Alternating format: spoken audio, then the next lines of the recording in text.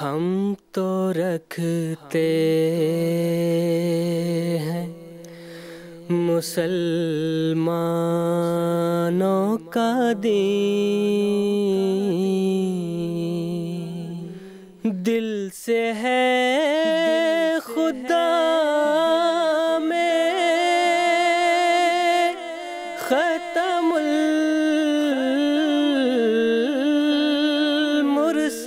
المرسلین، دل سے ہے خدا میں ختم المرسلین،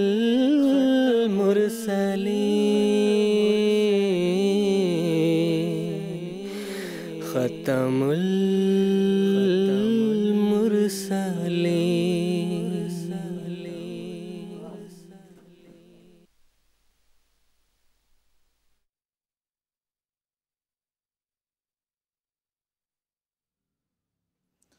اعوذ باللہ من الشیطان الرجیم، بسم اللہ الرحمن الرحیم۔ ناظرین کرام، السلام علیکم ورحمۃ اللہ وبرکاتہ۔ آج 28 جنوری 2023 ہفتے کا دن ہے۔ انڈیا میں اس وقت رات کے 10 بجے ہیں اور GMT کے مطابق اس وقت سحر کے 4:30 بجے ہیں۔ اور ناظرین، یہ وقت ہے پروگرام راہ ہدیٰ کا۔ قادیان دارالامان سے پروگرام راہ ہدیٰ کے ایک نئے ایپیسوڈ کے ساتھ اس وقت ہم آپ کی خدمت میں حاضر ہیں۔ ہمارے ریگولر ویورز جانتے ہیں کہ پروگرام راہ ہدیٰ ایک لائیو انٹریکٹیو ڈسکشن پروگرام ہے جس میں ہم جماعت احمدیہ کے عقائد اور اس کی تعلیمات کے حوالے سے گفتگو کرتے ہیں۔ اور ہمارا یہ پروگرام انٹریکٹیو اس لحاظ سے ہے کہ ہم اپنے اسٹوڈیو ڈسکشن کے ساتھ ساتھ ہمارے مشاہدین کو بھی اپنے ساتھ اس پروگرام میں شامل کرتے ہیں، ان کے سوالات سنتے ہیں اور ان کے جوابات بھی اسی پروگرام کے ذریعے سے ان کی خدمت میں پیش کیے جاتے ہیں۔ ہمارے مشاہدین کے لیے ٹیلی فون لائنز ایکٹیویٹڈ ہیں، ٹیکسٹ میسیجز، فیکس میسیجز اور ای میلز کی بھی سہولت موجود ہے جن کے ذریعے سے ہمارے مشاہدین اپنے سوالات ہم تک پہنچا سکتے ہیں۔ تو ناظرین، آج کا ہمارا یہ پروگرام بھی لائیو ہے اور اس وقت انٹریکٹیو بھی ہے، یعنی آپ اپنے ٹیلی ویژن اسکرین پر ہم سے رابطے کی تفصیلات کو ملاحظہ فرما رہے ہوں گے، اور جو بھی سوالات آپ جماعت احمدیہ کے عقائد اور اس کی تعلیمات کے حوالے سے ہم سے کرنا چاہتے ہیں تو آپ ٹیلی فون لائنز کے ذریعے سے آپ ہم سے رابطہ کر سکتے ہیں، اپنے سوالات ہمارے علماء کرام کے پینل میں پیش کر کے ان کے جوابات بھی حاصل کر سکتے ہیں۔ ناظرین، قادیان دارالامان سے ہم 4 ایپیسوڈز پر مشتمل سیریز پیش کرتے ہیں۔ آج ہماری سیریز کا یہ تیسرا ایپیسوڈ ہے۔ اس مکمل سیریز میں ہم بانی جماعت احمدیہ حضرت اقدس مرزا غلام احمد صاحب قادیانی مسیح موعود و مہدی موعود علیہ السلام کی تصنیف لطیف حقیقت الوحی کے حوالے سے بات کر رہے ہیں۔ آج بھی اسی تسلسل میں ہماری گفتگو جاری رہے گی، اور آج کے اہم موضوع پر گفتگو کے لیے جو علماء کرام اس وقت ہمارے ساتھ قادیان اسٹوڈیوز میں تشریف رکھتے ہیں ان کا میں تعارف کروا دیتا ہوں۔ مکرم و محترم مولانا محمد کریم الدین صاحب شاہد ہیں، اور ان کے ساتھ تشریف رکھتے ہیں مکرم و محترم مولانا منیر احمد صاحب خادم۔ دونوں حضرات کا میں پروگرام راہ ہدیٰ میں خیر مقدم کرتا ہوں۔ ناظرین کرام، آج ہم دیکھتے ہیں کہ دنیا مادیت میں غرق ہو کر پڑی ہوئی ہے، اور دہریت کا زور دنیا میں مضبوط ہوتا چلا جا رہا ہے۔ لوگوں کی توجہ خدا تعالیٰ کی طرف نہیں ہے، نہ اس کی معرفت کے حصول کی جستجو لوگوں میں پائی جاتی ہے، نہ اس ذات باری تعالیٰ کا قرب حاصل کرنے اور اس کے ساتھ اپنے تعلق کو زندہ اور مضبوط بنانے کے حوالے سے لوگوں میں کوئی دلچسپی ہمیں نظر آتی ہے۔ ہم بات کر رہے ہیں کتاب حقیقت الوحی، جو آج سے تقریباً 125 سال قبل بانی جماعت احمدیہ حضرت اقدس مرزا غلام احمد صاحب قادیانی علیہ السلام نے تصنیف فرمائی تھی۔ یہ کتاب مادیت اور دہریت کو ختم کرنے کے لیے ایک روحانی کتاب ہے جو آپ علیہ السلام نے تصنیف فرمائی ہے۔ آپ علیہ السلام نے دنیا کے سامنے ایک زندہ خدا کا تصور پیش فرمایا ہے، اور اس کے ساتھ اپنے تعلق کو مضبوط کرنے کے حوالے سے آپ نے دنیا کو توجہ دلائی ہے۔ اور آپ علیہ السلام نے دنیا کے سامنے یہ بات بھی پیش کی ہے کہ وہ خدا جو زندہ خدا ہے وہ انسان کی دعاؤں کو سنتا ہے اور اپنے نشانات اس کو دکھلاتا ہے، اور جو شخص ان نشانات کو مشاہدہ کرتا ہے وہ اس کے ایمان میں تقویت حاصل کرتا ہے اور اس ورا الورا ہستی کے ساتھ اپنے تعلق کو مضبوط کرتا ہے۔ خدا تعالیٰ اپنے وجود کا اظہار مختلف ذرائع سے اپنے بندوں پر، اپنے مقربین پر کرتا ہے۔ وہ وحی و الہام کے نزول کے ذریعے سے اپنی ہستی کا ثبوت پیش کرتا ہے، کبھی وہ سچی خوابوں کے ذریعے سے اور رویا و کشوف کے ذریعے سے اپنے حق ثبوت جو ہے وہ دنیا کے سامنے پیش کرتا ہے۔ لیکن ساتھ ہی بانی جماعت احمدیہ حضرت اقدس مرزا غلام احمد صاحب قادیانی علیہ السلام نے لوگوں کو یہ بھی توجہ دلائی ہے کہ اگر کسی کو کوئی سچی خواب آ جاتی ہے تو اس کا مطلب یہ نہیں ہے کہ وہ خدا تعالیٰ کا ایک بہت ہی مقرب بندہ بن گیا ہے اور روحانی اعتبار سے اس کی غیر معمولی ترقی ہو گئی ہے، بلکہ حضرت اقدس مسیح موعود علیہ السلام نے اس حوالے سے انتباہ بھی فرمایا ہے کہ یہ وحی و الہام اور رؤیا و کشوف کا مسئلہ بڑا نازک مسئلہ ہے، اور انسان کو اپنے روحانی مراتب کے حساب سے وہ اللہ تعالیٰ کے تعلق میں مضبوطی حاصل کرتا چلا جاتا ہے۔ چنانچہ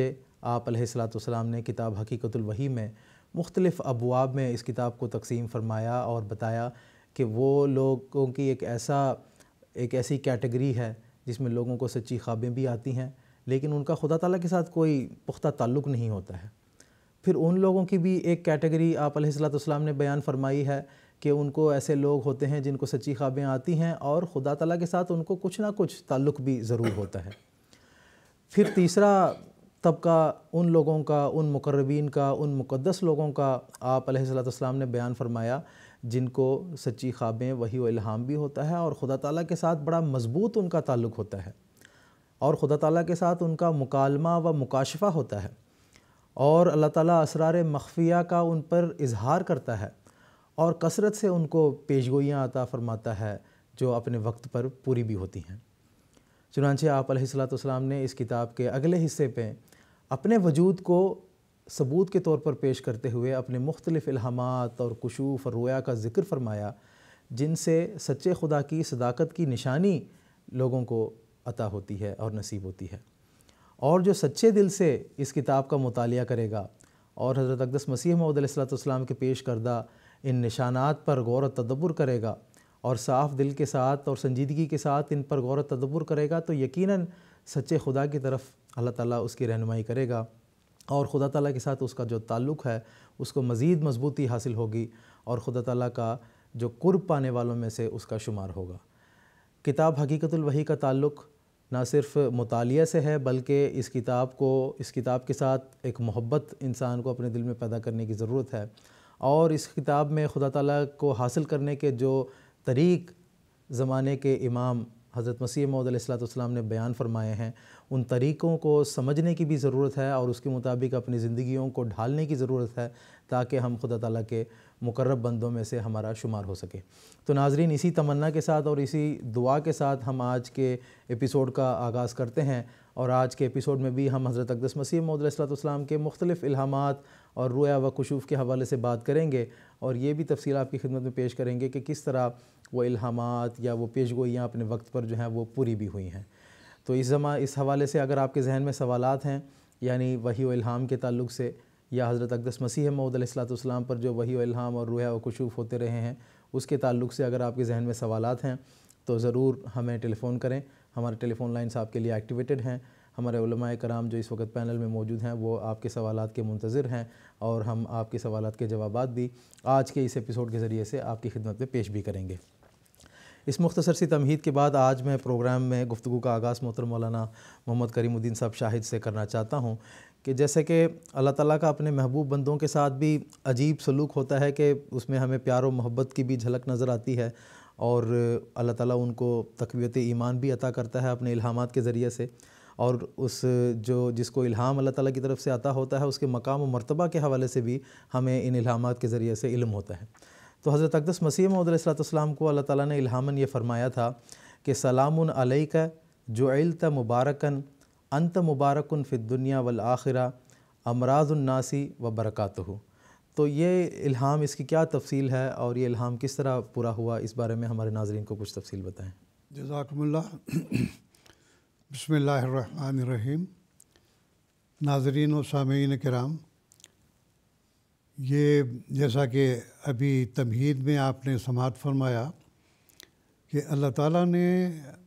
اپنے محبوب بندوں کو اپنے خاص الہامات سے، خاص رؤیا و کشوف کے ذریعے سے یہ بشارتیں دی ہیں کہ اللہ تعالیٰ سے تعلق کے نتیجے میں ان کے اوپر اللہ تعالیٰ کی برکتیں نازل ہوتی ہیں، سلامتی نازل ہوتی ہے، اور امراض الناس سے وہ برکاتہ کا جو الہام کا ٹکڑا ہے اس پہ یہ بات واضح کر دی گئی ہے کہ لوگوں کے جو امراض ہیں ان کی شفایابی کے اندر بھی اللہ تعالیٰ کی طرف سے برکتیں نازل ہوں گی۔ چنانچہ حضرت مسیح موعود علیہ الصلاۃ والسلام نے اس کی تشریح کرتے ہوئے اس پہ روشنی ڈالی ہے کہ اس میں روحانی اور جسمانی دونوں قسم کے امراض پائے جاتے ہیں، کہ جیسے روحانی امراض ہیں ان کا بھی علاج ہے، اور جو جسمانی امراض ہیں ان کے بھی برکتیں اللہ تعالیٰ کی شفایابی کے نتیجے میں اور دعاؤں کے نتیجے میں یہ اللہ تعالیٰ جسمانی امراض بھی دور کرے گا۔ روحانی امراض کی آپ نے یہ مثال دی ہے کہ دیکھیے یہ زمانہ بتا رہا ہے کہ ایسا فاسد زمانہ، ایسا ولولہ انگیز زمانہ ہے کہ جس کے اندر لوگوں کی روحانیت کی طرف کوئی توجہ نہیں تھی، بلکہ دنیاوی کیڑے بن گئے تھے، اور اس کے نتیجے میں اللہ تعالیٰ نے ان مفاسد کو دور کرنے کے لیے ایک عظیم الشان مصلح اور ایک رشد و ہدایت دینے کے لیے ایک شخص کو پیدا کرنا چاہا تھا۔ چنانچہ ہم دیکھتے ہیں کہ موجودہ زمانے میں خصوصاً 14ویں صدی میں جو یہ امراض ظاہر ہوئے روحانی طور پر، کہ لوگ آپس میں قرآن مجید کی آیتوں کے بارے میں اختلاف کرنا شروع کر دیا، پھر عبادات کے تعلق سے بہت سارے اختلافات بھی پیدا ہو گئے۔ اس کے علاوہ لوگوں کے اندر وہ روحانیت باقی نہ رہی کہ جس کے نتیجے میں صحابہ کرام کا نمونہ ہم نے دیکھا ہوا تھا کہ کیسے وہ فاسد زمانے میں پیدا ہوئے، اور حضرت صلی اللہ علیہ وسلم کی قوت قدسیہ نے کس طرح سے ان کا رنگ بدل دیا، روحانیت میں ایسے ڈوبے کہ جو زمینی کیڑے کہلاتے تھے، یا زمینی کیڑے بھی کہنا مناسب نہیں بلکہ اس سے بھی بدتر مخلوق وہ بن گئے تھے۔ تو جیسا کہ مسیح موعود علیہ الصلاۃ والسلام نے اپنے ایک شعر میں بیان کیا، صادفتہم قومن کروسن ذلتن فجعلتہم کسبیکۃ الاقیانی، کہ اے رسول اللہ صلی اللہ علیہ وسلم، آپ نے اس قوم کو یعنی عرب کی قوم کو ایسا پایا کہ جیسے کہ گوبر اور لید بازاروں میں پڑی ہوئی ہوتی ہے، بالکل گری ہوئی حالت پہ تھے۔ فجعلتہم کسبیکۃ الاقیانی، اور ان کو اپنی تربیت میں لے کے ایسا بنا دیا جیسا کہ وہ گوبر اور لد نہیں رہے بلکہ سونے کی ڈلیاں بن گئے۔ واقعی کہ ان لوگوں نے حضرت صلی اللہ علیہ وسلم کی صحبت سے اتنا فیض اٹھایا، اور وہ خود بھی جو ہے چمکتے ہوئے ستارے بن گئے اور لوگوں کے لیے ہدایت کا موجب بن گئے۔ تو وہ زمانہ کہاں، اور یہ زمانہ جب 14ویں صدی کا آیا ہے تو مسلمانوں پر جو ہے ابتلا کا موسم گویا کہ آ گیا۔ ہر لحاظ سے مسلمان پستی میں چلے گئے، ہر لحاظ سے دنیا کی قوموں کی جو ترقیات تھیں اس سے کہیں پچھڑ گئے۔ تو یہ حالت بیان کر کے آپ نے بیان کیا کہ ضرورت تھی کہ یہاں پر اس زمانے میں کسی مسئلے کو برپا کیا جاتا تاکہ وہ روحانی اعتبار سے جو امراض ہیں ان کو دور کریں۔ چنانچہ حضور نے فرمایا کہ ہزارہا لوگ ایسے ہیں جنہوں نے میری بیعت کرنے کے بعد میرے سلسلے میں داخل ہو کے ایسی تبدیلی اپنے اندر پیدا کی کہ وہ واقعی خدا والے بن گئے، اور وہ ذلت کی حالتیں جو ان کے اندر پیدا ہو گئی تھیں وہ تمام دور ہو گئیں، اور اسلام کی خدمت کرنے کے لیے ایسے کمر بستہ ہو گئے کہ جس کے نتیجے میں اسلام کا بول بالا ہوا۔ اور ابھی بھی ہزارہا لوگ ایسے ہیں جو اللہ تعالیٰ سے اپنا تعلق جوڑنے والے ہیں، ان کے تعلقات اللہ تعالیٰ کے ساتھ مضبوط ہیں۔ میں یہاں پر تھوڑا سا ایک واقعہ میں بیان کر دوں کہ محمد الیاس صاحب جو صحابی تھے مسیح موعود علیہ الصلاۃ والسلام کے، ان کے بارے میں خود نوشت حالات ان کے ہیں۔ اس میں سے ایک واقعہ یہ ہے کہ کہتے ہیں کہ پشاور میں ایک بہت بڑا جلسہ ہو رہا تھا، اور اس پہ ایک مولوی نے یا صدر جلسہ نے یہ کہا کہ مولانا الیاس، آپ کو یہاں پشاور کے علاقے میں یا سرحدی علاقے میں کوئی آدمی نے کوئی ایسا ولی اللہ نہیں ملا کہ جس کی بیعت کر کے آپ جو ہے وہ کامیاب و کامران ہوتے، آپ نے جا کے پنجاب کے ایک مرزا غلام احمد سے کیوں بیعت کی؟ تو انہوں نے لکھا ہے کہ میں نے ان سے کہا کہ اگر آپ مجھے موقع دیں تو میں آ کے کچھ بیان کروں. انہوں نے کہا کہ ٹھیک ہے، اچھی بات ہے، بیان کریں. پھر آ کے آپ نے بیان کیا کہ میں مدتوں ڈھونڈتا رہا کہ میرا خدا کہیں گم گیا ہے. اس گمگشتہ خدا کو ڈھونڈنے کے لیے میں تمام فرقوں کے لوگوں کے پاس میں گیا ہوں. ہندوؤں کے پاس بھی گیا، عیسائیوں کے پاس بھی گیا، حتیٰ کہ اسلام میں جو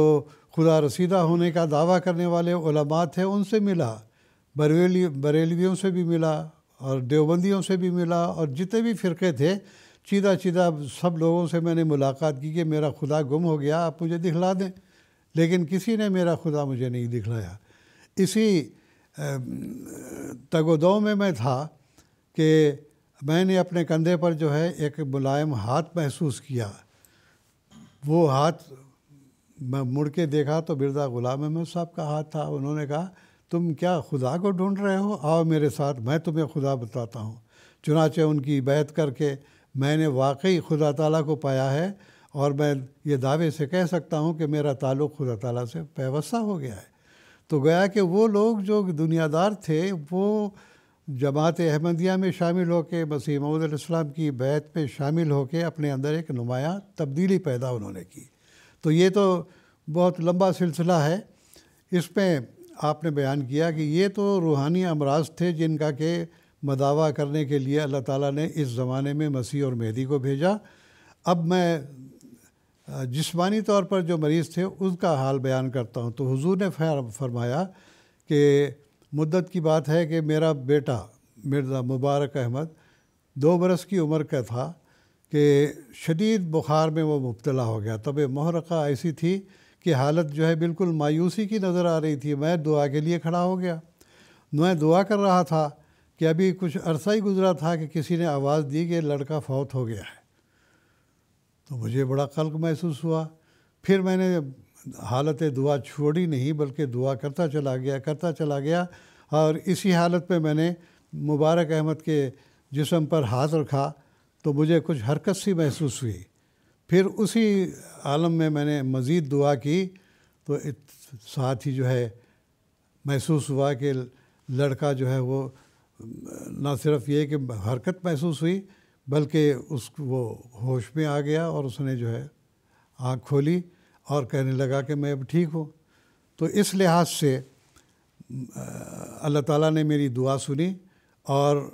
اس بچے کو شفا عطا کی. اس کے بعد بھی بچہ جو ہے 4-5 سال زندہ رہا.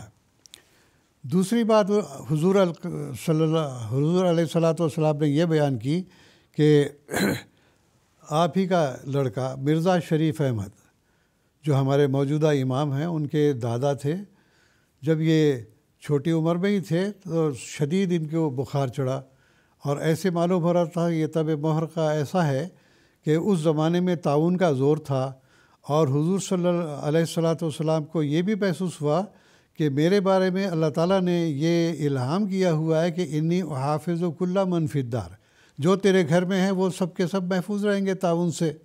اور مجھے یہ محسوس ہوا کہ اگر یہ بچہ طاعون سے فوت ہو گیا اور میرے گھر میں فوت ہو گیا تو شدید ظالم لوگوں کو جو ہے اعتراض کا موقع ملے گا کہ مرزا صاحب کا الہام نعوذ باللہ غلط ثابت ہوا. تو میں اسی عالم میں دعا کر رہا تھا کہ دعا کرتے کرتے دیکھا کہ بچے کی حالت اور بھی نازک ہو گئی ہے. تو یہ خیال آنا تھا کہ انی حافظ و کل من فی الدار الہام ہے، یہ بچہ فوت ہو گیا تو ایسی صورت میں لوگ ہنسیں گے، تمسخر کریں گے اور الہام کو جھوٹا قرار دیں گے. اور میں جب دعا میں لگ گیا تو اس وقت جو ہے اللہ تعالیٰ کی طرف سے ایسا اثر ہوا کہ دعا کے نتیجے میں اللہ تعالیٰ نے مرزا شریف احمد صاحب کو آہستہ آہستہ بخار اترنا شروع ہوا. پھر یہاں تک کہ بچہ بالکل بخار نام و نشان اس کا نہیں رہا اور وہ بچہ اٹھ کے بیٹھ گیا اور ہوش میں آ گیا اور کہنے لگا مجھے پانی پلاؤ. چنانچہ اس کو پانی پلایا گیا اور اس کے بعد اس کی صحت ٹھیک رہی. اور اللہ کا کرنا ایسا ہوا کہ نہ صرف یہ کہ اس زمانے میں شفا ان کو عطا ہوئی بلکہ ایک لمبی عمر انہوں نے پائی ہے. سن 62 میں، سن 62 میں ان کی وفات ہوئی ہے. ان کے جنازے میں مجھے بھی شامل ہونے کا موقع ملا ہے ربوہ میں. تو الحمدللہ ایک تو یہ بات حضور نے بیان کی. اور تیسری بات یہ کہ نواب محمد علی خان صاحب جو مالیر کوٹلہ کے نواب تھے ان کا بیٹا عبد الرحیم یہ شدید بیمار ہوا، اور اتنا بیمار ہوا کہ حالت ایسی رہی کہ لگتا تھا کہ اب یہ چند منٹوں کا مہمان ہے۔ نواب صاحب نے حضور کو دعا کے لیے کہا کہ بیٹے کی حالت بہت بگڑ گئی ہے اور آپ دعا کریں اللہ تعالیٰ اس کو شفا عطا کرے۔ چنانچہ میں دعا کے لیے کھڑا ہو گیا۔ دعا جب میں نے شروع کی تو الہاماً ایسے محسوس ہوا کہ بچے کا اب یہ آخری وقت ہے، تقدیر مبرم ہے، اب یہ ٹل نہیں سکتی، اب مر کے ہی رہے گا یہ۔ تو حضور کو کہتے ہیں کہ بڑا درد محسوس ہوا، اور آپ نے دعا کی کہ اے اللہ اگر یہ بچے کے لیے تقدیر مبرم ہے، اب ٹل نہیں سکتی، تو میں تیرے حضور میں اس بچے کی شفا یابی کے لیے سفارش کرتا ہوں۔ اب یہ اس وقت یہ بات نکل گئی، تو سفارش کرنا تھا کہ اللہ تعالیٰ کی طرف سے الہام ہوا من ذا الذی یشفع عندہ الا بإذنہ، اللہ کے حکم کے سوا کون کسی کی سفارش حضور کے اللہ کی خدمت میں کر سکتا ہے؟ تو حضور فرماتے ہیں کہ میرے تو رونگٹے کھڑے ہو گئے، یہ میں نے کیا کہہ دیا؟ ابھی میں اسی حالت میں تھا کہ اللہ تعالیٰ کی طرف سے الہاماً یہ ہوا انک انت المجاز، اب تجھے اجازت ہے سفارش کر بے شک۔ تو اس سفارش کے نتیجے میں ایسا ہوا کہ اللہ تعالیٰ نے اس بچے کو نہ صرف یہ کہ شفا عطا کی بلکہ کافی لمبی عمر اس بچے نے پائی، اور مجھے جہاں تک یاد ہے کہ تلنگانہ علاقہ جو آج کل ہے وہاں پر ضلع محبوب نگر ہے، وہاں پر انہوں نے بطور مجسٹریٹ بھی خدمت کی ہے، اور ہم نے ان کو دیکھا ہوا ہے، قادیان میں بھی آئے ہوئے تھے وہ، اور یہاں کچھ عرصہ رہے بھی ہیں۔ تو یہ اللہ تعالیٰ کی طرف سے جو تقدیر مبرم تھی وہ بھی ٹل گئی، اور یہ دعا کے نتیجے میں۔ تو اللہ تعالیٰ نے جو فرمایا تھا کہ امراض الناس ہے وہ برکاتہ، کہ امراض کے نتیجے میں لوگوں کو برکتیں حاصل ہوگی، تو یہ برکتوں کے نتیجے ہیں۔ اسی طرح ایک اور مثال آپ نے دی ہے کہ آپ کا بیٹا مرزا بشیر احمد رضی اللہ تعالیٰ عنہ بچپن میں شدید آنکھوں کی تکلیف سے بیمار ہوئے، ایسی تکلیف کہ ایسے لگتا تھا کہ آنکھیں بیکار ہو جائیں گی، آنکھیں دیکھ بھی نہیں سکیں گی۔ میں نے اس کے لیے دعا کی، اے اللہ اس کے شفا یابی عطا فرما۔ تو کہتے ہیں کہ اس دعا کے نتیجے میں الہام ہوا برقہ طفلی بشیر، کہ تمہارا بیٹا جو ہے یہ بشیر یہ اب آنکھوں سے بالکل دیکھنے لگے گا، اور یہاں تک کہ اس کی آنکھوں کی روشنی بڑھ جائے گی۔ برق کہتے ہیں بجلی کو بھی کہتے ہیں کہ اس طرح بجلی ہوتی ہے۔ تو چنانچہ اس کے بعد کہتے ہیں کہ وہ حالت اس کی جاتی رہی، پھر اللہ تعالیٰ نے شفا عطا فرمائی۔ اور ہم نے بھی مرزا بشیر احمد صاحب رضی اللہ تعالیٰ عنہ کو دیکھا ہوا ہے کہ بڑی کتابوں کے تصنیف بھی آپ نے کی ہے۔ اس کے علاوہ جو سیرت خاتم النبیین ہے، بہترین قسم کی وہ تصنیف ہے کہ سیرت حضرت صلی اللہ علیہ وسلم پر ایسی کامل تو نہیں کہوں گا بلکہ بہترین قسم کی آپ نے اس میں تفسیریں بھی بیان کی ہیں۔ تو کئی لوگوں نے جو علامہ شبلی نعمانی وغیرہ وہ ہیں، انہوں نے بھی اس کی تعریف کی ہے کہ ایسی تصنیف ہم نے کبھی پہلے نہیں دیکھی۔ تو یہ دعا کا نتیجہ تھا۔ اسی طرح سے حضور نے فرمایا کہ خود ایک دفعہ میں اتنا بیمار ہوا کہ تمام لوگوں پر یہ معلوم ہوا کہ اب یہ بچ نہیں سکے گا، یہ فوت ہو جائے گا۔ چنانچہ گھر والوں نے 3 دفعہ کہتے ہیں کہ سورۃ یاسین جو ہے آپ کے سرانے پڑھی گئی، کیونکہ عام سنت یہی ہے کہ جب آدمی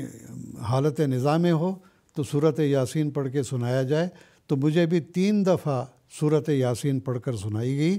اور اس کا نتیجہ یہ ہوا کہ اللہ تعالیٰ نے پھر اس کے نتیجے میں آہستہ آہستہ مجھے شفا عطا فرمائی۔ اور حضور علیہ الصلوۃ والسلام نے بعد میں بہت ساری کتابیں بھی لکھی ہیں، اور 80 کے قریب کتابیں ہیں آپ کی جو ابھی بھی پڑھی جا سکتی ہیں۔ تو ساتھ ہی الہام ہوا ان کنتم فی ریب مما نزلنا علی عبدنا فاتوا بشفاء بمثلہ، کہ اگر تم اس قسم کی شفا یابی سے جو ہے شک میں پڑتے ہو تو لاؤ اس طرح کے جو مردے زندہ ہو جایا کرتے ہیں ایسی مثال پورا دکھاؤ تو صحیح۔ تو یہ حضور کی اپنی بھی مثال تھی۔ تو بہرحال حضور علیہ الصلوۃ والسلام نے اور بھی کئی مثالیں، یہ 140 کے قریب حقیقت الوحی میں جو ہے ایسے شفا یابی کے بھی جو ہے وہ حضور نے جو ہے واقعات قلم بند فرمائے ہیں۔ تو اس سے یہ معلوم ہوتا ہے کہ اللہ تعالیٰ کے جو نیک بندے ہوتے ہیں اللہ تعالیٰ ان کی دعائیں قبول کرتا ہے، اور یہ اللہ تعالیٰ سے تعلق پچھلے زمانے میں نہیں رہ گیا، یا یہ کہ جو اولیاء اللہ گزرے ہیں ان تک ہی محدود نہیں رہا، بلکہ آئندہ بھی قیامت تک یہ جاری رہے گا۔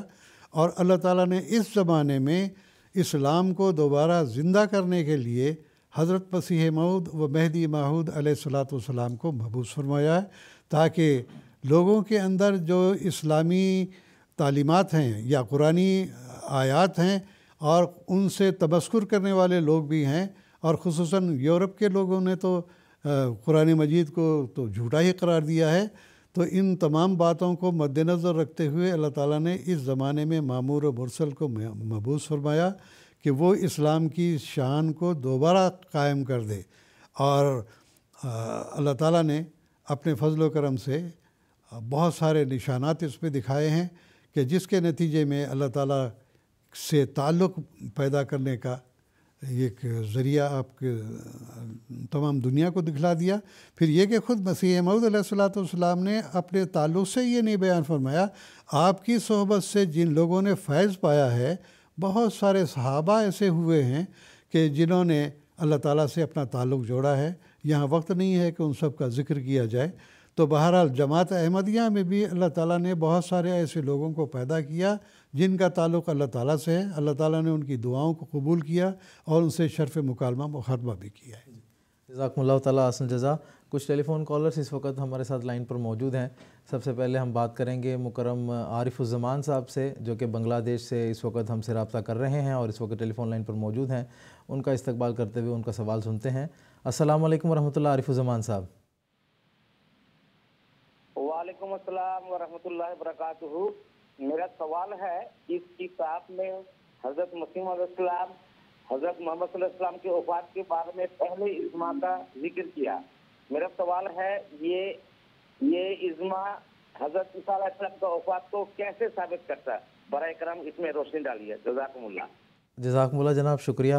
محترم مولانا منیر احمد صاحب خادم سے درخواست کروں گا کہ ان کے سوال کا جواب دیا جائے۔ بسم اللہ الرحمن الرحیم۔ حضرت صلی اللہ علیہ وسلم کی وفات کے بعد صحابہ کرام رضوان اللہ علیہم اجمعین کا جو پہلا اجماع ہوا، حضرت اقدس مسیح موعود علیہ الصلاۃ والسلام نے اپنی متعدد تصانیف میں اس بات کا ذکر فرمایا ہے کہ یہ اجماع دراصل ثابت کرتا ہے کہ حضرت عیسیٰ علیہ الصلاۃ والسلام، جن کو آج کے مسلمان چوتھے آسمان پر زندہ مانتے ہیں، وہ جسمانی طور پر اس جسم کے ساتھ چوتھے آسمان پر نہیں گئے، زندہ نہیں ہیں، بلکہ ان کی وفات ہو گئی۔ تفصیل اس کی اجمال کی یہ ہے کہ جب حضرت صلی اللہ علیہ وسلم کی وفات ہوئی تو صحابہ کرام اکٹھے ہوئے، اور حضرت عمر رضی اللہ تعالیٰ عنہ بھی وہاں موجود تھے۔ تو حضرت عمر رضی اللہ تعالیٰ عنہ کو بھی اور باقی صحابہ کو بھی ایک فطری تقاضا ہے کہ شدید غم لاحق ہوا، اور حضرت عمر نے اسی غم کی حالت میں جوش میں آ کے یہ کہنا شروع کر دیا کہ حضرت صلی اللہ علیہ وسلم کی وفات نہیں ہوئی ہے، جو کہے گا کہ حضرت صلی اللہ علیہ وسلم فوت ہو گئے تو میں اپنی اس تلوار سے اس کی گردن اڑا دوں گا، آپ تو اللہ کے پاس گئے ہیں، آپ آ جائیں گے۔ بہرحال یہ چل رہا تھا، اور آپ چونکہ حضرت عمر رضی اللہ تعالیٰ عنہ کا ایک مقام تھا تو کوئی ان کے آگے بول نہیں رہا تھا۔ اسی اثناء میں حضرت ابو بکر رضی اللہ تعالیٰ عنہ، جو اس وقت وہاں موجود نہیں تھے، کہیں باہر تھے، جب ان کو حضور صلی اللہ علیہ وسلم کی وفات کی اطلاع ملی تو آپ تشریف لائے، اور آپ سب سے پہلے اس حجرے میں گئے جہاں حضرت صلی اللہ علیہ وسلم کی نعش مبارک پڑی ہوئی تھی، اور وہاں جا کے آپ کی پیشانی مبارک پر بوسہ دیا اور یہ کہا کہ آپ اللہ کے پاس چلے گئے ہیں، آپ پر 2 موتیں وارد نہیں ہوں گی۔ اور باہر جہاں صحابہ کھڑے تھے اور حضرت عمر رضی اللہ تعالیٰ عنہ بہت جوش کی حالت میں تھے، ان کو آپ نے فرمایا کہ خاموش ہو جائیں اور میں کچھ عرض کرنا چاہتا ہوں۔ وہ خاموش نہیں ہوئے، اسی حالت میں حضرت ابو بکر رضی اللہ تعالیٰ عنہ نے قرآن مجید کی یہ آیت پڑھی کہ وما محمد الا رسول قد خلت من قبلہ الرسل، کہ محمد صلی اللہ علیہ وسلم اللہ کے رسولوں میں سے ایک رسول تھے، اور آپ سے پہلے جتنے رسول آئے سب فوت ہو گئے۔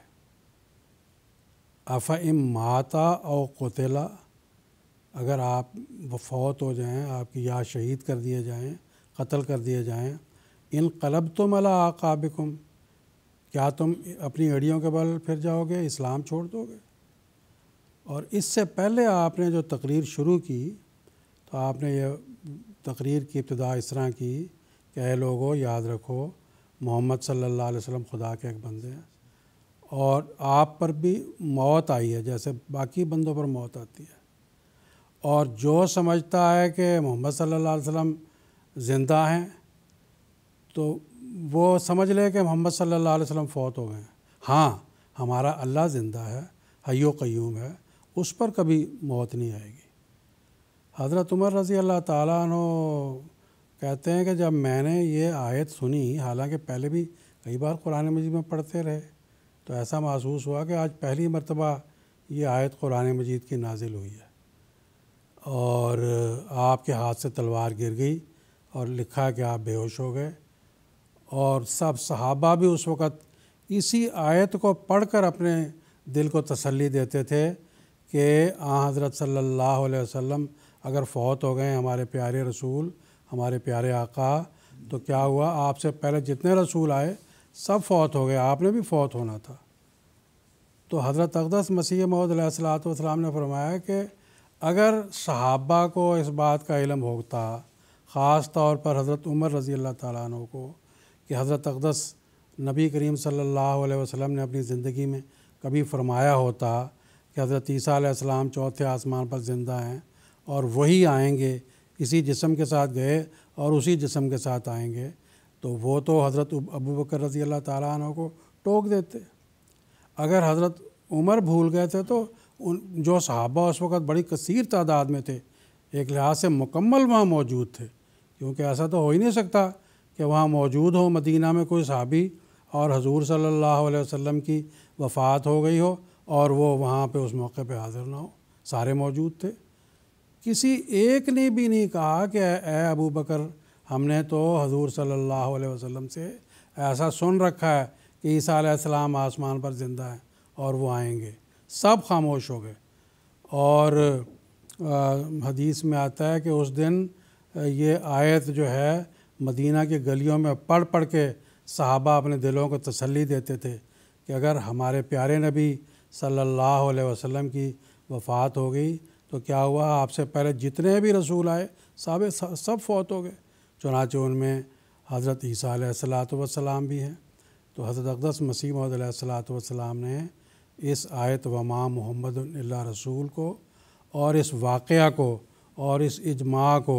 جو حضرت صلی اللہ علیہ وسلم کی وفات کے بعد صحابہ کرام کا ہوا، اس کو ایک دلیل کے طور پر پیش فرمایا ہے۔ اور اس موقع پر میں ایک اور بھی بات عرض کرنا چاہتا ہوں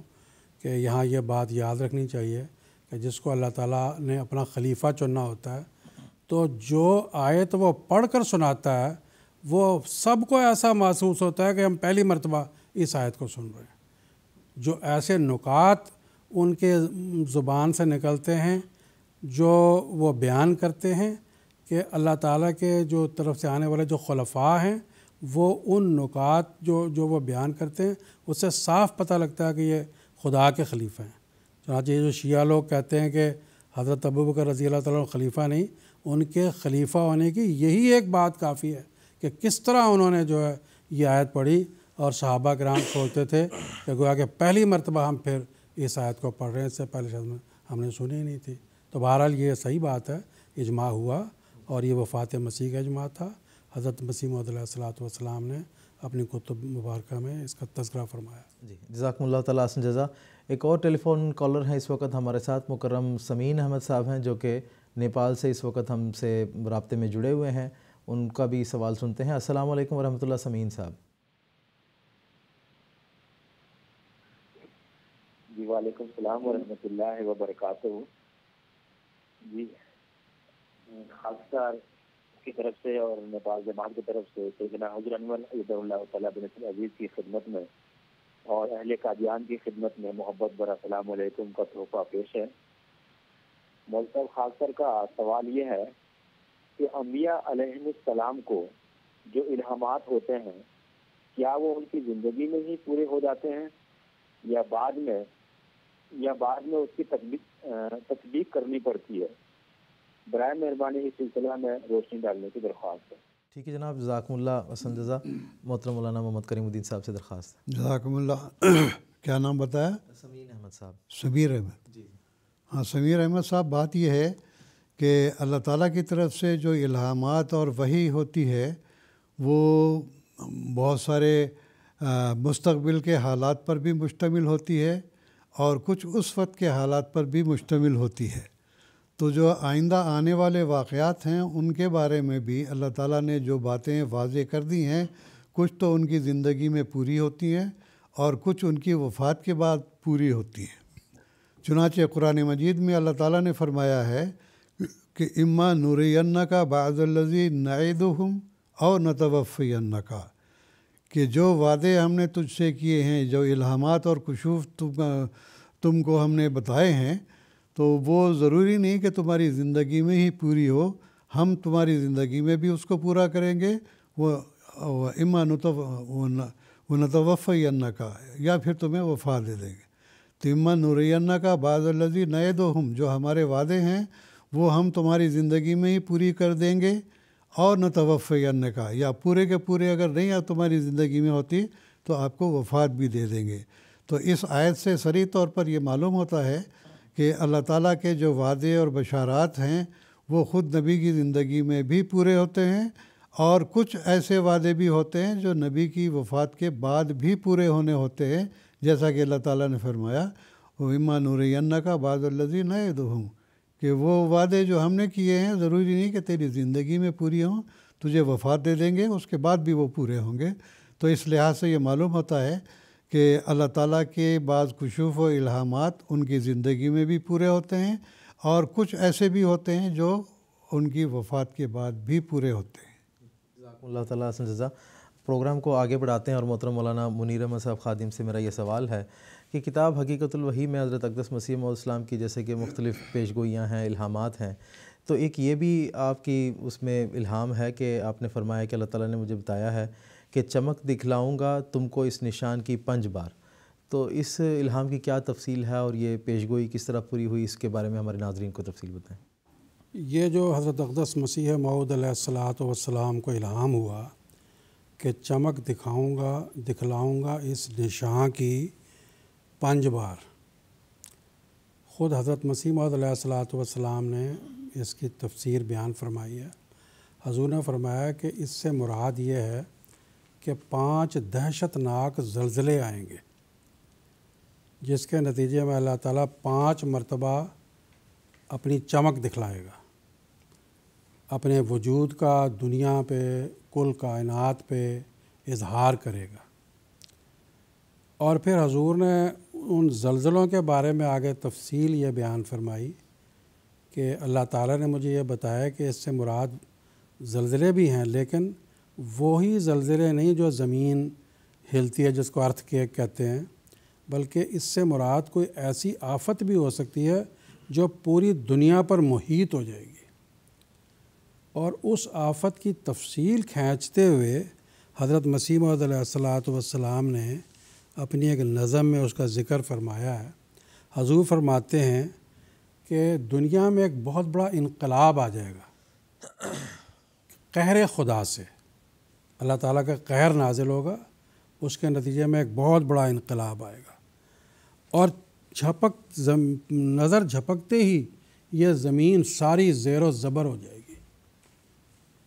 اور پھر آگے آپ فرماتے ہیں کہ کیا ہوگا؟ خون کی نالیاں چلیں گی، جیسے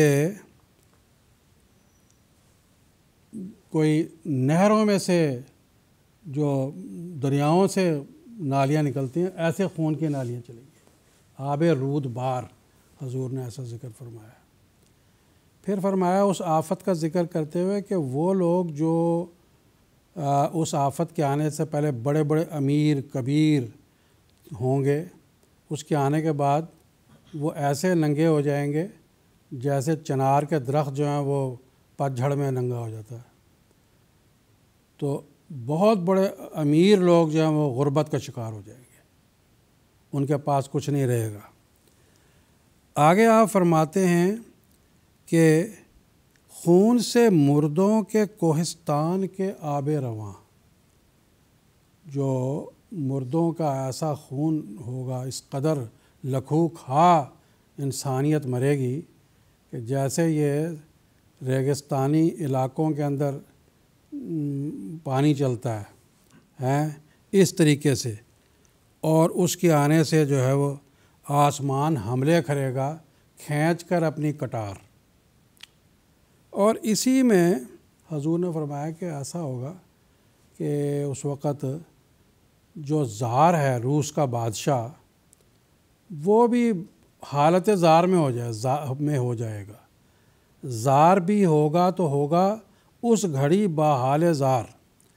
تو یہ 5 زلزلے اس طرح کے ہوں گے، ان میں سے ایک زلزلے میں روس کا جو بادشاہ اس کی حالت خراب ہو جائے گی۔ تو حضور نے فرمایا کہ یہ زلزلے جو ہیں وہ اس تفصیل سے اللہ تعالیٰ نے مجھے دکھائے ہیں، اور بڑے دہشت ناک اور خوفناک زلزلے ہیں۔ تو دراصل یہ زلزلے جن کا حضور نے نقشہ کھینچا ہے، یہ عالمگیر جنگوں کی طرف حضور نے،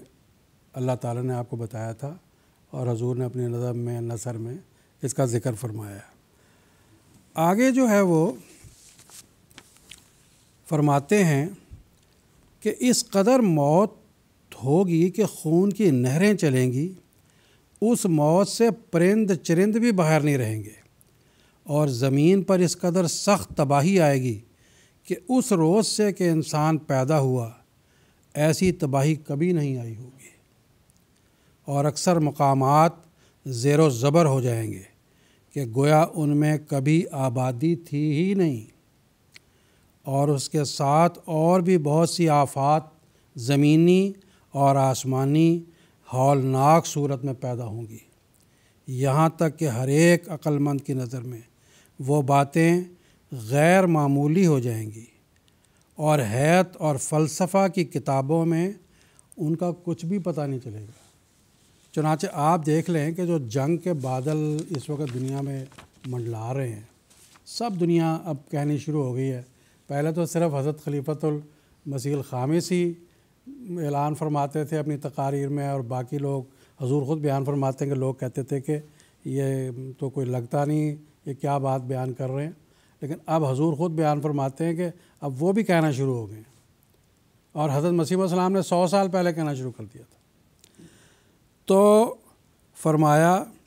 کہ یہ جو زلزلے آئیں گے ان میں سے حضرت مسیح علیہ السلام کی اس پیشگوئی کے مطابق یہ جو خوفناک جنگ ہے، یہ پہلی جنگ عظیم 1914 سے 1918 تک چلی ہے۔ حضرت مسیح علیہ السلام نے فرما دیا تھا کہ یہ میرے بعد آئے گی، میری زندگی میں نہیں آئے گی یہ خوفناک جو حادثات ہیں۔ اچھا، اور پھر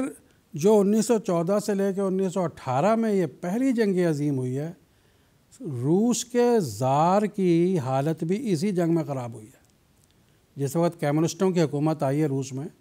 اس وقت زار کو اس قدر اذیتیں دے دے کے مارا گیا ہے، اور اس کی فیملی کو، اس کی حکومت کا نام و نشان مٹا دیا گیا، تباہ و برباد کر دیا گیا، کمیونسٹ لوگ جو آ گئے ہیں۔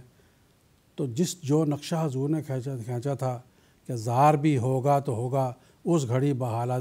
زار، وہ پہلی جنگ عظیم میں اللہ نے وہ واقعے پورے دکھا دیے۔ اور پہلی جنگ عظیم میں دنیا نے خون کی نہریں بھی دیکھیں، یہ بھی دیکھا کہ کیسے امیر و کبیر لوگ تھے غریب ہو گئے۔ اس کے بعد پھر دوسری جنگ عظیم جو ہوئی ہے، یہ 1939 سے لے کر 1945 تک ہوئی ہے۔ یہ جو دوسری جنگ عظیم ہے، اس میں وہ ایک خاص واقعہ ہے جو دنیا کو بھولتا نہیں ہے کہ ہیروشیما اور ناگاساکی میں امریکہ نے ایٹم بم گرا دیے اور آج تک ان کے اثرات جو ہیں وہاں کے لوگ اس کو بھگت رہے ہیں، اور دنیا ہل جاتی ہے جب یہ اس واقعے کو پڑھتی ہے، جب معصوم لوگوں کی طرف نظر جاتی ہے۔ اسی کی وجہ سے اب دنیا پریشان ہو رہی ہے کہ آئندہ جو اب یہ تیسری جنگ عظیم کی طرف جو ہے یہ اشارے ہو رہے ہیں، یہ لازماً آنے والی ہے، اور پھر جو ہے جب وہ آئے گی تو دنیا کا پہلی 2 جنگوں کے نتیجے میں جو حالات ہوئے اس سے بھی بدتر حالات ہونے والے ہیں۔ اور یہ حضرت اقدس مسیح موعود علیہ الصلوۃ والسلام نے یہ فرمایا ہے کہ یہ جو دن بدن حالات خراب ہو رہے ہیں اور دن بدن پہلے سے بڑھ کر ہو رہے ہیں، یہ ابھی حال ہی میں BBC میں ایک ڈاکومنٹری آئی ہے، وہ میں نے یہ نوٹ بھی کیا تھا کہ کس تاریخ کو آئی ہے ڈاکومنٹری، میں آپ کو بتاتا ہوں، یہ 16 جنوری کو۔ اس میں انہوں نے بتایا کہ سائنسدان لوگ پریشان ہیں کہ یہ جو امریکہ کے اندر طوفان آ رہے ہیں، بم طوفان اور دوسرے اور اس طرح کے عجیب و غریب قسم کی جو زمینوں کا کھسکنا، پہاڑوں کا ہلنا، یہ ایسے حالات آج سے 500 سال پہلے بھی کبھی ریکارڈ نہیں ہوئے۔ اور کیوں ہو رہے ہیں؟ سائنسدان کہتے ہیں کہ ہم سمجھ نہیں پا رہے کہ ایسا کیوں ہو رہا ہے۔ بے شک سائنسدان نہیں سمجھ پا رہے، لیکن ہم سمجھتے ہیں کہ خدا کے ایک بندے نے آج سے 125 سال پہلے یہ پیشگوئیاں کر دی تھیں، اور اس تیسری جنگ عظیم اور پھر اس کے بعد ویسے ہی چوتھی اور پانچویں 5 جنگیں ہوں گی۔ حضرت مسیح علیہ السلام فرماتے ہیں کہ جب یہ ہو جائے گا پھر دنیا کے اندر ایک قسم کا امن پیدا ہو جائے گا، دنیا امن میں آئے گی، اور تب دنیا کو اپنے پیدا کرنے والے کو قبول کرنے کی طرف جو ہے رجحان پیدا ہوگا اور خوشحالی دنیا میں آئے گی۔ تو یہ بہرحال ایسی باتیں ہیں کہ یہ پوری ہو رہی ہیں، یہ خدا تعالیٰ کی پیشگوئیاں ہیں، خدا تعالیٰ کی وحی اور الہام ہے جو اللہ نے اپنے بندے پر کیا، اور آج اللہ تعالیٰ اس کو پورا کر رہا ہے۔ اللہ تعالیٰ اہل دنیا کو ان سب باتوں کو ماننے کی توفیق عطا فرمائے۔ جزاکم اللہ۔ اب محترم مولانا محمد کریم الدین صاحب شاہد سے ہمارا یہ سوال ہے کہ حضرت اقدس مسیح علیہ السلام کا ہی ایک یہ بھی الہام ہے کہ خدا کی فیلنگ اور خدا کی مہر نے کتنا بڑا کام کیا ہے، تو اس کی تفصیل میں آپ سے چاہوں گا کہ ہمارے ناظرین کو بتائیں۔ جزاک اللہ۔ اصل میں حضور نے اس کی یہ تشریح بیان کی ہے کہ جیسا کہ میں پہلے بھی تھوڑا سا عرض کر چکا ہوں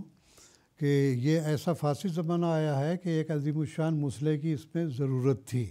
تاکہ وہ ان کی اصلاح کر سکے۔ چنانچہ اللہ تعالیٰ کی ایسے زمانے میں جب کہ ایک عظیم الشان مصلح کی ضرورت تھی، خدا کی مہر نے یہ کام کیا کہ حضرت صلی اللہ علیہ وسلم کی پیروی کرنے والا اور اس درجے کو پہنچا کہ ایک پہلو سے وہ امتی ہے اور ایک پہلو سے نبی، کیونکہ حضرت صلی اللہ علیہ وسلم کو اللہ تعالیٰ نے خاتم بنایا ہے، خاتم النبیین فرمایا ہے، تو لہٰذا یعنی آپ کو افاظہ کمال کے لیے مہر دی جو کسی اور نبی کو ہرگز نہیں دی۔ وہ میں عبارت آپ کے سامنے پڑھ کے سناتا ہوں کہ حضور فرماتے ہیں کہ آپ کو افاظہ کمال کے لیے یعنی حضرت صلی اللہ علیہ وسلم کو افاظہ کمال کے لیے مہر دی جو کسی اور نبی کو ہرگز نہیں دی گئی، اس وجہ سے آپ کا نام خاتم النبیین ٹھہرا، یعنی آپ کی پیروی کمالات نبوت بخشتی ہے اور آپ کی توجہ روحانی نبی تراش ہے، اور یہ قوت قدسیہ کسی اور نبی کو نہیں ملی۔ یہی معنی اس حدیث کے ہیں کہ علماء امتی کا انبیاء بنی اسرائیل، یعنی میری امت کے علماء بنی اسرائیل کے نبیوں کی طرح ہوں گے۔ اب حضور نے اس کے آگے یہ بھی فرمایا کہ اگرچہ بنی اسرائیل میں بہت سارے انبیاء آئے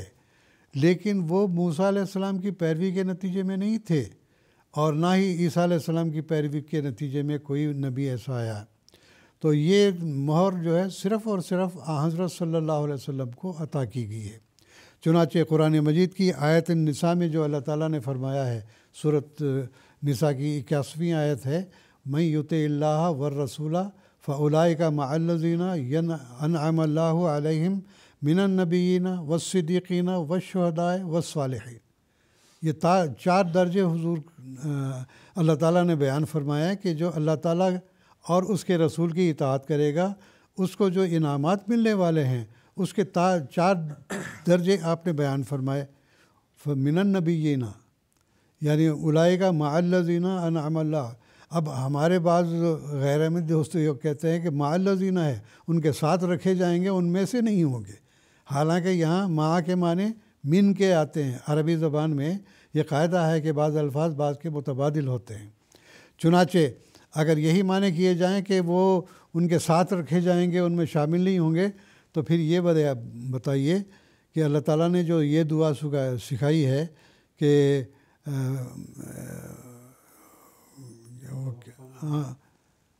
توفنا مع الابرار، کہ ہمیں ابرار کے ساتھ جو ہے وفات دینا. اب یہاں من الابرار ہے، جب ہم نیک بنے تو ہمیں وفات دینا. یہ نہیں ہے کہ جب کوئی نیک مرنے لگے تو ہمیں بھی مار دینا. یہ ایسے مذہق خیز معنی ہو جاتے ہیں. تو بہرحال من النبیین کا مطلب یہ ہے کہ نبیوں میں سے بھی ہوں گے، وہ صدیقین صدیق بھی ہوں گے، وہ شہدائے اور شہداء بھی ہوں گے، وہ صالحین اور صالح بھی ہوں گے. تو یہ 4 درجے اللہ تعالیٰ نے بیان کیے ہیں. یہ حضرت صلی اللہ علیہ وسلم کی پیروی کے نتیجے میں ملنے والے. لیکن بنی اسرائیل کے جتنے بھی انبیاء آئے ہیں، چونکہ وقت مختصر ہے میں مختصر ہی بیان کروں گا کہ انبیاء علیہ السلام جو آئے ہیں وہ موسیٰ علیہ السلام کی پیروی کے نتیجے میں نہیں آئے، بلکہ کسی نے یہ دعویٰ نہیں کیا کہ میں موسیٰ کی پیروی سے آیا ہوں، بلکہ وہ سب مستقل نبی تھے. یا آخر میں حضرت عیسیٰ علیہ السلام جو آئے ہیں وہ بھی ایک مستقل نبی تھے. موسیٰ علیہ السلام کی پیروی کے نتیجے میں ان کو نبوت نہیں ملی تھی. لیکن یہ صرف اور صرف محمد مصطفیٰ صلی اللہ علیہ وسلم کو ختم نبوت کی جو مہر دی گئی ہے، یہ اس مہر کا نتیجہ ہے کہ اس زمانے میں نہ صرف یہ کہ اولیاء اللہ بے شمار گزرے ہیں، اور جیسا کہ میں نے بتایا حضور نے فرمایا کہ علماء امتی کا انبیاء بنی اسرائیل. تو جو ہمارے ایسے علماء ہیں جو سچے اللہ تعالیٰ سے تعلق رکھنے والے ہیں، ایسے علماء جو ہیں اللہ تعالیٰ کے نزدیک جو ہے وہ انبیاء بنی اسرائیل کا درجہ رکھتے ہیں. اور دوسری بات یہ ہے کہ اگر دیکھا جائے تو دیکھیں کہ موسیٰ علیہ السلام کی پیروی کرنے والوں نے کتنی جانثاری دکھائی ہے. جس طرح کہ حضرت صلی اللہ علیہ وسلم کے صحابہ نے جانثاری دکھائی، اپنی گردنیں بھیڑوں بکروں کی طرح کٹوا دی، لیکن اسلام کو نہیں چھوڑا، بلکہ اسلام سے کے لیے اور زیادہ ایک نمونہ بن گئے. چنانچہ آپ دیکھیں گے بنی اسرائیل کے لیے قرآن مجید میں جا بجا ان کا فاسق فاجر اور ہر قسم کی بدکاری کا سلوک کرنے والے ان کو بتایا گیا ہے. اور یہاں تک کہا گیا ہے کہ موسیٰ علیہ السلام نے جب کہا کہ چلو اب یروشلم کی زمین جو ہے تمہارا انتظار کر رہی ہے، چلو اور وہاں لڑو، تو کہنے لگے اذهب انت وربک فقاتلا انا ہاہنا قاعدون، تو اور تیرا رب جاؤ لڑو، ہم تو یہیں بیٹھتے ہیں. اور حضرت صلی اللہ علیہ وسلم کے جو صحابہ تھے انہوں نے گردنیں کٹوا دی، لیکن آپ کے کسی حکم کی نافرمانی نہیں کی ہے. اور اسی طرح سے دیکھیے عیسیٰ علیہ السلام کے بارے میں دیکھیں، ان کی قوت قدسیہ کیا تھی. وہ کہتے ہیں کہ یہودا اسکروتی جو تھا وہ 30 روپے لے کے اس نے عیسیٰ علیہ السلام کو پکڑوا دیا. اور پھر ان کا جو ایک ساتھی تھا یہ پطرس، وہ کہتے ہیں کہ جس کو مسیح علیہ السلام نے کہا تھا اس کو جنت کی کنجیاں دی گئی ہیں، تو وہ جب سپاہی پکڑنے کے لیے ان کو آئے ہیں تو اس نے ان کے روبرو ہو کر اس پر لعنت بھیجی. تو یہ ان کے صحابہ کا حال تھا. اور اس کے بعد پھر جس طرح سے وہ قوم بگڑی ہے وہ ساری دنیا پر آیا ہے. تو بہرحال قصہ مختصر یہ کہ حضرت صلی اللہ علیہ وسلم کو اللہ تعالیٰ نے جو مہر عطا کی ہے ختم نبوت کی، اس کا یہ معنی نہیں ہے کہ آپ نے آ کے نبیوں کا خاتمہ کر دیا، بلکہ اللہ تعالیٰ نے فرمایا کہ جو اللہ اور اس کے رسول کی اطاعت کرے گا اس کو نبیوں کا درجہ بھی مل سکتا ہے، اور صدیقوں کا درجہ بھی مل سکتا ہے، شہیدوں کا درجہ بھی مل سکتا ہے، اور صالحین کا درجہ بھی مل سکتا ہے. تو یہ اس مہر کا جو فیلنگ نے کام کیا، اللہ تعالیٰ نے اس زمانے کو گمراہ پا کر ایسے عظیم الشان مسئلے کی جو ضرورت کو دیکھ کر اللہ تعالیٰ نے حضرت صلی اللہ علیہ وسلم کی پیروی کرنے والے کو یہ نبوت کا درجہ بھی دیا. ایک پہلو سے وہ امتی ہے، ایک پہلو سے نبی ہے. جزاکم اللہ تعالیٰ جزا. آخر پر محترم مولانا منیر احمد صاحب خادم سے میرا یہ سوال ہے کہ بعض لوگ یہ کہتے ہیں اور یہ مانتے ہیں کہ حقیقی نجات کے لیے صرف توحید پر ایمان لانا کافی ہے، اور انبیاء کی جو ہے وہ ضرورت محسوس نہیں کرتے ہیں۔ تو حضرت اقدس مسیح موعود السلام نے اس کتاب میں ایسے لوگوں کے اس غلط عقائد کا بھی ازالہ فرمایا ہے، تو اس بارے میں آپ سے تفصیل جاننا چاہوں گا۔ توحید دراصل ہر انسان کی فطرت میں اللہ نے رکھی ہے۔ تو دراصل میں یہ بتا دینا چاہتا ہوں، ایک شخص تھا مسیح السلام کے زمانے میں، ڈاکٹر عبدالحکیم، اس کا یہ عقیدہ ہو گیا تھا، پھر حضور نے اس کا ازالہ فرمایا، وہ بعد میں مرتد بھی ہو گیا تھا، کیونکہ پھر ایسے لوگوں کو تو خدا رہنے بھی نہیں دیتا۔ تو توحید دراصل ہر فطرت میں اللہ نے رکھی ہوئی ہے، لیکن توحید کا جو بیج ہے اس کی جو آبیاری ہے وہ نبوت کے چشمے سے ہوتی ہے۔ نبوت کے چشمے کا جو شیریں پانی ہے جب توحید کو پلایا جاتا ہے تو اس کے نتیجے میں پھل اور پھول جو ہیں وہ اس درخت میں اگتے ہیں۔ حضرت مسیح موعود علیہ السلام نے یہ بات بیان فرمائی کہ دیکھو، قرآن مجید میں اللہ تعالیٰ نے یہ فرمایا ہے کہ توحید کے بعد کیا ہوتا ہے، اس کے جو پھل اور پھول ہیں وہ خدا کی معرفت ہے۔ اس کے بعد اللہ تعالیٰ کی معرفت حاصل ہونی چاہیے، اور معرفت کے بعد خدا کی محبت حاصل ہونی چاہیے، اور یہ سب چیزیں نبوت کے چشمے سے ملتی ہیں۔ اور نبوت کا چشمہ کہاں سے پھوٹتا ہے؟ وہ اللہ کی ذات سے پھوٹتا ہے، وہ توحید میں سے ہی پھوٹتا ہے۔ تو توحید میں سے ہی جو چشمہ پھوٹتا ہے وہی توحید کی آبیاری کرتا ہے۔ تو اسی لیے اللہ تعالیٰ نے قرآن مجید میں یہ فرمایا کہ دیکھو، نبی کریم صلی اللہ علیہ وسلم کو مخاطب کر کے کہ ان کو کہہ دو، ان کنتم تحبون اللہ فاتبعونی، اگر تم چاہتے ہو کہ اللہ سے محبت کرو، اللہ کی معرفت حاصل کرو، اس کی محبت کو اپنے دل میں پیدا کرو، اس کی محبت کو حاصل کرو، تو پھر میری پیروی کرو، جیسے میں چلتا ہوں ویسے چلو، جیسے میں اٹھتا ہوں ویسے اٹھو، جو میرے احکامات ہیں ان کی پیروی کرو، جو قرآن مجید کی روشنی میں جن پر میں عمل کر کے دکھاتا ہوں تم بھی ویسے عمل کرو، نتیجہ اس کا یہ نکلے گا کہ اللہ تعالیٰ تم سے محبت کرنے لگ جائے گا۔ تو کیا ثابت ہوا کہ توحید تبھی مکمل ہوتی ہے جب کہ نبوت کے چشمے سے اس کو پانی پلایا جائے۔ تو یہ کہنا ہی غلط ہے کہ صرف توحید کافی ہے اور نبی کریم صلی اللہ علیہ وسلم کو ماننا یا نبیوں کو ماننا کافی نہیں ہے۔ ہم دیکھتے ہیں جو تاریخ بتاتی مذاہب کی کہ مثلاً آپ دیکھ لیں آریہ سماج ہیں، آریہ سماجی لوگوں نے انبیاء کا انکار کر دیا، اور جو وہ لوگ توحید کے قائل ہیں، نتیجہ کیا ہوا؟ حضرت مسیح السلام نے خود فرمایا تھا کہ چونکہ یہ اللہ تعالیٰ کے انبیاء کا انکار کرتے ہیں، خود انہوں نے رام کا اور کرشن کا بھی انکار کر دیا، حضرت عیسیٰ علیہ السلام کا انکار کر دیا تھا، بے شک توحید مان لی۔ تو حضور نے فرمایا کہ ابھی تم میں سے بہت سے زندہ ہوں گے کہ دیکھیں گے کہ یہ آریہ سماجی مذہب اس کی جو جڑیں کھوکھلی ہو جائیں گی۔ چنانچہ آپ دیکھ لیں کہ اس زمانے میں جو آریہ سماجی یا سوامی دیانند نے جو اعلان کیا تھا کہ خدا ایک ہے لیکن نبیوں کا انکار کر دیا، تو آج جو ہے وہ آریہ سماج کہاں ہیں؟ ان کے ماننے والے کہاں ہیں؟ سناتن دھرمیوں کے مقابل میں وہ میرا خیال 1% بھی اب نہیں رہ گئے۔ اسی طرح یہ برہم کماری والے اور برہمو سماج والے وہ بھی سب دہریہ ہو گئے، صرف کہتے تو ہیں کہ خدا ہے، خدا ایک ہے، خدا کو مانو، لیکن نبوت کا انکار کرنے کے نتیجے میں اکثر برہمو سماج والے اب دہریہ ہو گئے۔ تو یہ تاریخ جو ہے مذاہب کی اور جو ہسٹری چل رہی ہے، جو حالات چل رہے ہیں، یہ بتاتے ہیں کہ جب تک ہم خدا تعالیٰ کے انبیاء کو اور ان کے ذریعہ سے سکھائی گئی جو تعلیمات ہیں ان پر عمل نہیں کرتے، توحید خالص بھی ہم لوگ حاصل نہیں کر سکتے۔ ناظرین اکرام، اس کے ساتھ آج کا ہمارا ایپیسوڈ ختم ہوا چاہتا ہے۔ آخر پر میں حقیقت الوحی سے ہی حضرت اقدس مسیح موعود علیہ السلام کا ایک اقتباس آپ کے سامنے پیش کرتا ہوں، جس میں حضور فرماتے ہیں،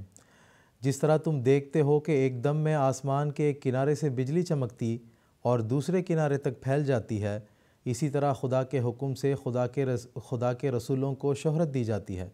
اور خدا کے فرشتے زمین پر اترتے اور سعید لوگوں کے دلوں میں ڈالتے ہیں کہ جن راہوں کو تم نے اختیار کر رکھا ہے وہ صحیح نہیں، تب ایسے لوگ راہ راست کی تلاش میں لگ جاتے ہیں اور دوسری طرف خدا تعالیٰ ایسے اسباب پیدا کر دیتا ہے کہ اس کے امام وقت کی خبر ان لوگوں کو پہنچ جاتی ہے۔ بالخصوص یہ زمانہ تو ایسا زمانہ ہے کہ چند دنوں میں ایک نامی ڈاکو کی بھی بدنامی کے ساتھ تمام دنیا میں شہرت ہو سکتی ہے، تو کیا خدا تعالیٰ کے بندے جن کے ساتھ ہر وقت خدا ہے وہ اس دنیا میں شہرت نہیں پا سکتے اور مخفی رہتے ہیں اور خدا ان کی شہرت پر قادر نہیں ہوتا؟ میرے وقت میں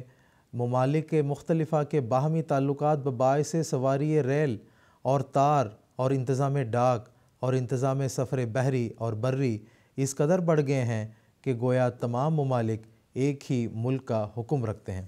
تو ناظرین، حقیقت الوحی کے تعلق سے ہم اپنے اگلے ایپیسوڈ میں بھی بات کریں گے۔ ہماری اس سیریز کا چوتھا اور اگلا ایپیسوڈ مرخہ 4 فروری 2023 ہفتے کے دن انڈین ٹائم کے مطابق رات کے 10 بجے اور GMT کے مطابق سحر کے 4:30 بجے قادیان دارالامان سے ہی ہم آپ کی خدمت میں لائیو پیش کریں گے۔ تب تک کے لیے اجازت دیجیے گا۔ السلام علیکم ورحمۃ اللہ وبرکاتہ۔ آؤ لوگوں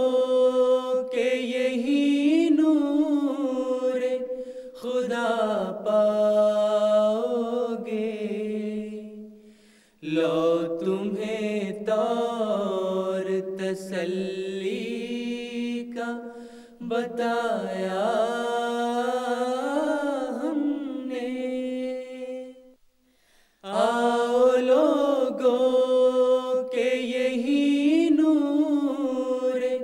خدا پاؤ گے، لو تمہیں طور تسلی کا بتایا